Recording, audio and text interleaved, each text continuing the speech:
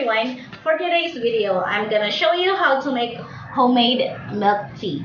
So para po sa mahihilig mag milk tea dyan, you can watch this video and you can make it by your own. So napakabilis, napakadali, napakasimpleng gawin. So here are the ingredients.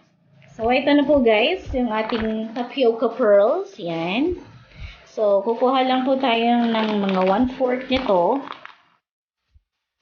Equivalent po yun ng 1 cup itong ating ginagamit. So, yan.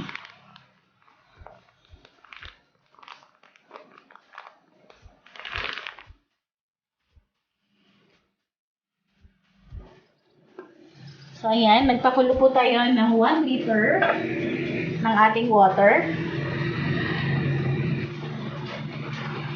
Lalagay na po natin yung ating black tapioca pearl. Haluin lang po natin para hindi po mamuo. Magdikit-dikit yung ating tapioca pearls.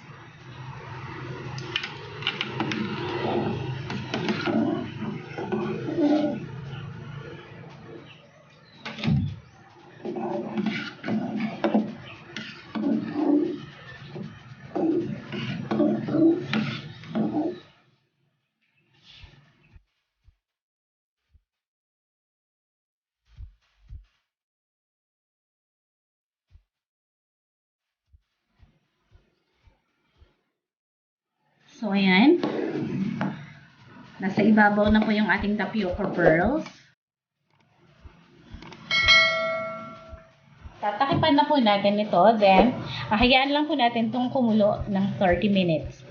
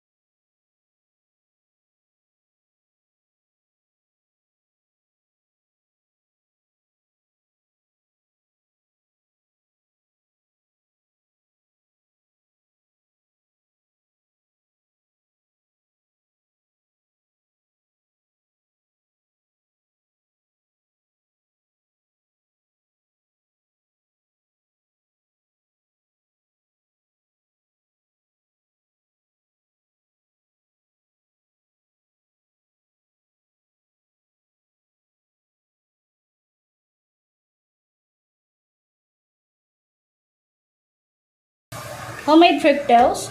So, ito po yung ating kanina, sabaw ng ating tapioca. Nilagyan ko lang po siya ng sugar.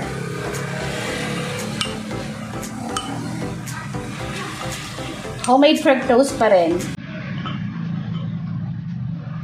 Ooh, it's so messy, guys. Sticky. Oh, yan. There you go. And then we're gonna put our fresh milk. Careful, guys, ha? So, we're going to use spoon para hindi po matapon. Yan. There. Ooh! Wow!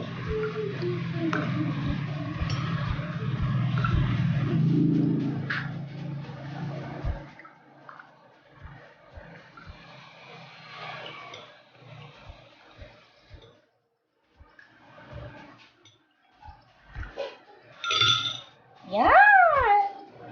So that's it, guys.